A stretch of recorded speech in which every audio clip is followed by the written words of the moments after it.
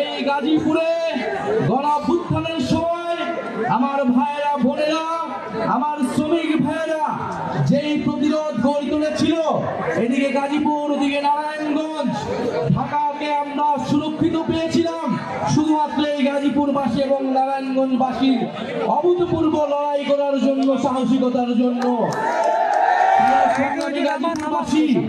গাজীপুরের এই লড়াই আজকের নয়, মহান মুক্তিযুদ্ধ থেকে এর আগের বিভিন্ন আন্দোলনে, বিগত 15 বছরের ফ্যাসিবাদ বিরোধী লড়াইয়ে আমাদের গাজীপুরের সাহসী সন্তানেরা লড়াই করেছে সব সময়।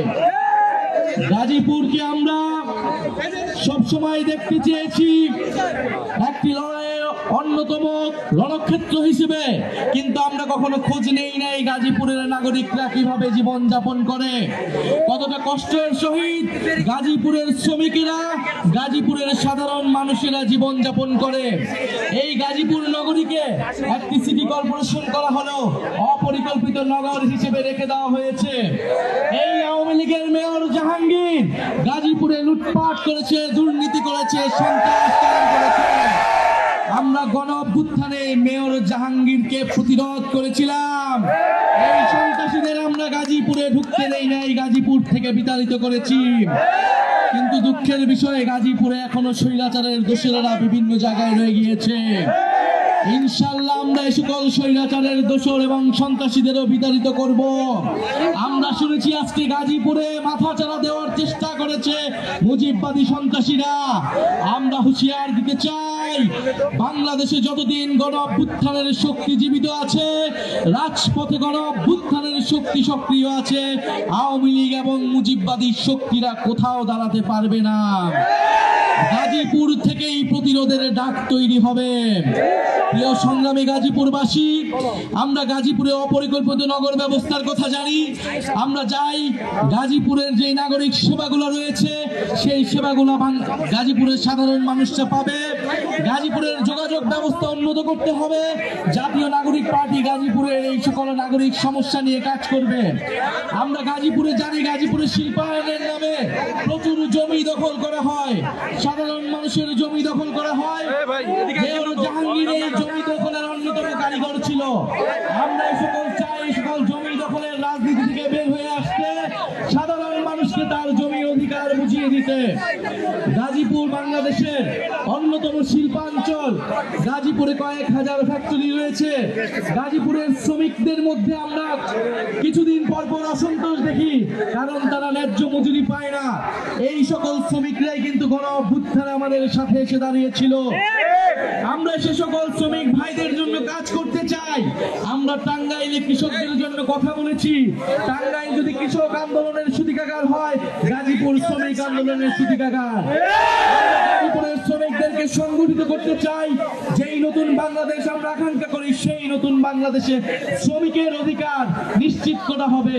যতদিন না আমরা শ্রমিকের ন্যায্য মজুরি নিশ্চিত করতে পারি, ততদিন বৈষম্যহীন বাংলাদেশ সম্ভব নয়।